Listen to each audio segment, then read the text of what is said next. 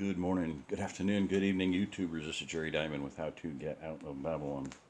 Coming to you live from, well, not quite live, but from deep within the Ozark Plateau. Like right at about smack dab in the middle of the center of it. If I ever get my big computer online, hopefully it's still alive and I can pull up that stuff and show you about not too terribly far from Ava. Church camp. This is one I've done, videos on before about, this would be an ideal situation. I'm not going to try to pan it out there. I'll do another video. But the reason I'm sitting here is because, guess what? Lights are out. No power.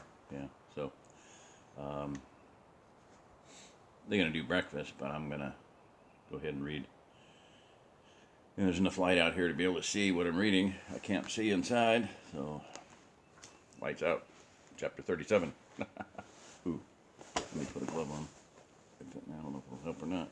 I can't turn pages, I guess. Okay, I'll stick my fan in my pocket when I'm not. Mark walked over to Ralph and his family. The big man was still bear hugging his wife and daughter. His huge arms reached all the way around both of the thin women. When he saw Mark, he relaxed his grip and made an introduction. Honey, this is Mark Turner, the man I sent Trini after. Mr. Turner, this is my wife Valerie.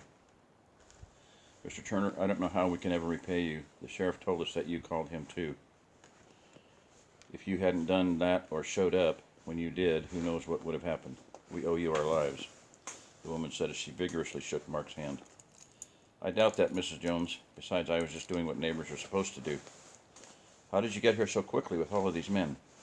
It seemed like I had no sooner sent Trini to get you than you were here, Ralph asked. You can thank Trini for that. The way I figure it, she ran about 3 miles in 25 minutes. I run almost every day and I couldn't have done it nearly that fast.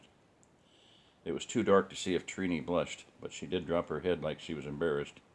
She kicked at some gravel in the driveway with the toe of her shoe. I just ran as fast as I could. I guess all that time on the track team paid off. She is a good runner, Ralph bragged, but you all must be fairly organized to be able to get this many men together so quickly. Yep, Gunny, the older gentleman over there, has us pretty ship-shape when it comes to security.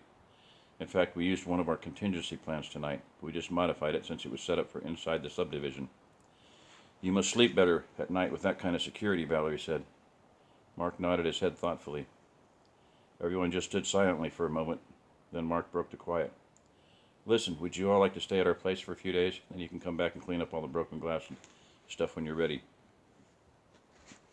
That's such a kind offer, Mr. Turner. Valerie Jones started sounding like she was going to accept the invitation until she was cut off by her husband. But we wouldn't want to impose, the bear finished. Mark could see the woman look up toward her husband and squeeze the tree trunk of an arm she was holding. Mark had been married long enough to know that the woman didn't agree with her husband and was using her most polite form of nonverbal communication to tell him so. However, the big man added, I have an old travel trailer in the pole barn out back. If you wouldn't mind pulling it over to your place, we could stay in that. I know the women folk would like to get away from here for a day or two. Mark smiled. I think we can handle that. He turned to Jim. Can you pull the travel trailer back to Silver Hills for Ralph? You bet, Mark's friend replied. Ralph sent his wife and daughter into the house to get some clothes and food. He led the men around back to his pole barn with a flashlight while Jim was getting his truck. The barn was a 3-sided affair made out of old telephone poles and weathered corrugated tin. Mark could see that it was big enough to hold 3 vehicles. However, he couldn't see inside. Ralph shined his flashlight on the right side of the barn, and Mark saw a nice-looking travel trailer. Mark could also see that the section in the middle was filled with hay. You have livestock, he asked the lawyer, as he pointed at all of the hay. No, Trini used to have a horse, but he got some kind of nerve disease, and we had to put him down. That's too bad. Jim's headlights swept across the 2 men, and then his backup lights came on as he backed his Chevy up to the trailer.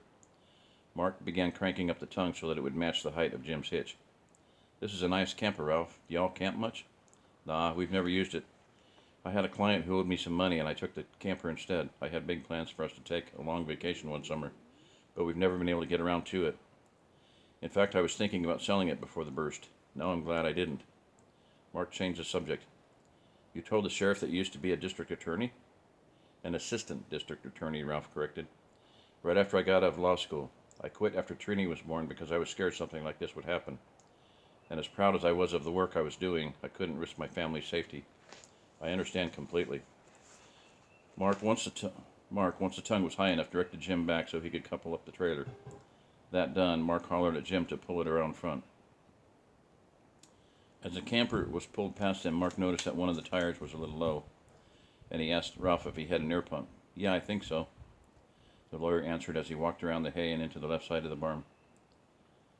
Mark could hear him rummaging around for a minute. Mark, could you come hold the light for me?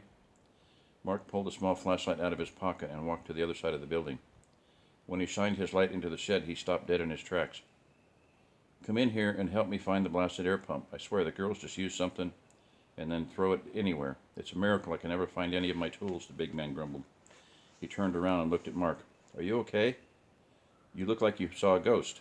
You have a tractor? Mark stammered, not believing he was really seeing the old, faded blue Ford. Yeah, Ralph answered as he turned back to look for the pump. The burst fried it, just like my truck. Are you going to help me look for the air pump or not? Can we use it? Sure we can use it, but we have to find the blasted thing first. No, not the pump, the tractor. I told you, it won't start.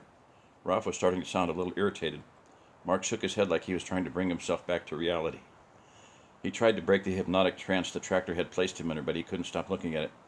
I know, but if we could get it to run, could I borrow it to use it at the subdivision? Of course you can borrow it. It's just an old tractor. The irritation in the man's voice turned to humor. You asked like it was my daughter and you wanted to marry her. Then he got serious again. Now, are you going to help me find the air pump or not? Ralph turned back to his workbench, obviously unaware of the significance of the tractor. How old is it? The air pump? The aggravation in Ralph's voice didn't register in Mark's head as his mind raced ahead to tell George they might have a tractor. No, the tractor. Listen here. What friggin' difference does it make?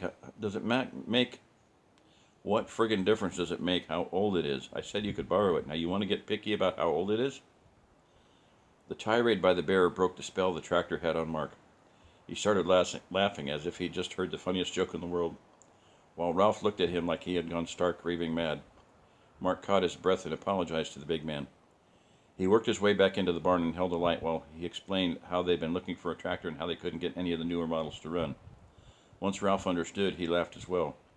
After a few minutes, they found the pump and went around front where everyone else was waiting. Ralph hooked the pump up to the low tire and started pumping while Mark told the men who had come with him about the tractor. Everyone was happy as they loaded up the vehicles to go home. Mark looked at his watch. It read 4:45. They were supposed to have left for the deer lease at 4. By the time they got back to the subdivision and settled Ralph's family, it would be close to 6. That would put them at the lease way after daylight. Plus, he needed to see about finding parts for the tractor and getting it running. He'd just have to explain it to David that they would have to put the trip off for a week. When they got home, Mark and Jim helped Ralph set up his RV. Mark was explaining to Jim about postponing the hunting trip when David came over to where the men were working. Mark could see that he was ready to go and figured he'd been waiting impatiently the last couple of hours. I guess we can't go now, huh, Dad? The boy asked with only the slightest trace of hope in his voice. Mr. Hernandez and Victor went home a few minutes ago, and Sam said she was going back to bed. They said to get them if we were still going. Mark instinctively looked at his watch and didn't see what time it was. It's getting pretty late, son. We wouldn't get there till well after daylight. We can try for next Sunday, he said, trying to cheer the teenager up.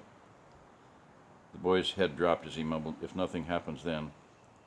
Mark saw the disappointment in the young man's demeanor. He hated letting his son down. After all, David had kept his end of the bargain and gone to school all week without complaining. You know what, David? Who cares if we miss a little time in the morning? Let's go. Run, get your sifter back up, and then run down to the Hernandez and tell them we're leaving in 15 minutes. David seemed to grow 6 inches. Yes, sir, he snapped a crisp salute at his father and ran off toward the house like a lightning bolt. What about the tractor? Jim asked his friend. Gunny should still be awake. Would you run over there and ask him if he would get with your father-in-law and Rodney in the morning about getting it fixed? They can handle it. Yes, sir. Jim mimicked David's response and saluted as he headed to see Gunny. Mark heard the back door slam as David ran out of the house and down the road to Manny's house. Mark finished showing Ralph how to level the trailer.